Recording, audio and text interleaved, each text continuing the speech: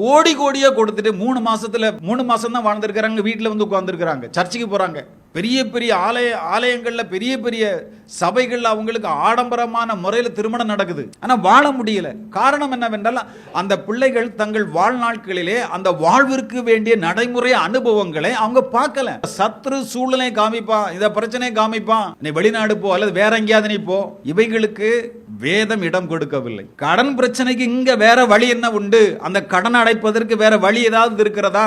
தேவன் தான் ஆசீர்வதிக்க முடியும். தேவன் ஆசீர்வதிச்சு எல்லா பிரச்சனையும் மாறும். பிரச்சனைகளுக்கு தேவ சமூகத்தில் நம்ம வாழ்வை ஒப்பு கொடுப்பது, அவருடைய வழிகளில் நாம் நடப்பது, அவருக்கு பிரியமான காரியங்களை சிந்திப்பது, அதில் வருகிற நிந்தைகள் அவமானங்களை ஏற்றுக்கொள்வது. ஆனாலும் சேர்ந்து வாழ்வது ஆரோக்கியம். சேர்ந்து வாழ்வது உனக்கும் உன்னுடைய பிள்ளைகள் உன் குடும்ப வாழ்விற்கு அது ஆசீர்வாதம். இதை தேவன் விரும்புகிறார். நீ எத்தனை லட்சம் நீ சம்பாத்தியம் பண்ணாலும் எவ்வளவு ஆலயத்துக்கு நீ கொடுத்தாலும் சரிதான், உன்னுடைய வாழ்வு உனக்கென்று தேவன் வைத்திருக்கிற அந்த திட்டத்திலிருந்து நீ விலகி நிற்கிறாய். பிரிக்கிறவன் அழிக்கிறவன் சாத்தான். எதையாவது பிரச்சனை கொண்டு, அதான் சொல்லப்பட்டிருக்கிறது, பிசாசுக்கு நீங்க என்ன செய்யாதீங்க, இடம் கொடுக்காதீங்க. அவன் சும்மா வீட்டுக்குள்ள வாழ்க்கையில எல்லாம் அவன் என்ன செய்ய முடியாது, சும்மா வர முடியாதுங்க. நம்ம இடம் கொடுத்தா என்ன செய்வான், வருவான். வரக்கூடிய ஆளுக்கு நம்ம என்ன செய்வோம், டோர் திறந்து கொடுக்கிறோம். பிரச்சனைகள் நிறைய சொல்லுவாங்க, அது இந்த பிரச்சனை அந்த பிரச்சனை இல்ல. பிரச்சனைக்கு யார் இருக்கா?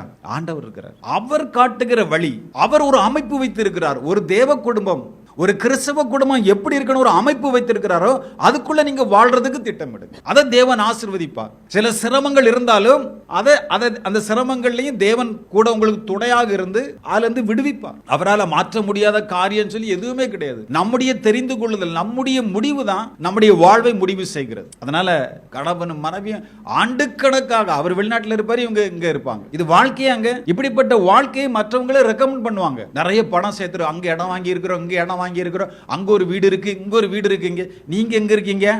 ஒரு வெளிநாட்டுல இருந்து மனைவிக்கு அதிகமாக அவர் நிறைய சம்பாத்தியம் பண்ணாரு, சொத்து எல்லாமே வாங்கினது யாருக்கு தெரியுமா?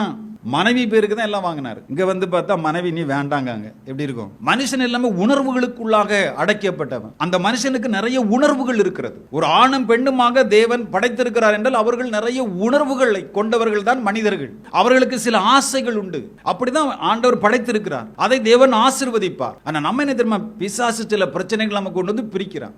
இந்த பிரிஞ்சு போகக்கூடிய இந்த சூழ்நிலைகளில் சில ஆணாக இருந்தாலும் சரி, சில பெண்ணாக இருந்தாலும் சரி, அந்த சூழ்நிலைகள் தன்னுடைய மனதிலும் தன்னுடைய சரீரத்தில் ஏற்படக்கூடிய அந்த இச்சைகளை மேற்கொள்ள முடியாதபடிக்கு அனைவர் தவறா செல்றாங்க. சிலது வெளியே தெரியும், சிலது தெரியாது. தேவன் அறிந்து கொண்ட பிள்ளைகள், சிந்தியுங்கள். நம்முடைய வாழ்வை, நம்முடைய வழிகளையும் சிந்தியுங்கள்.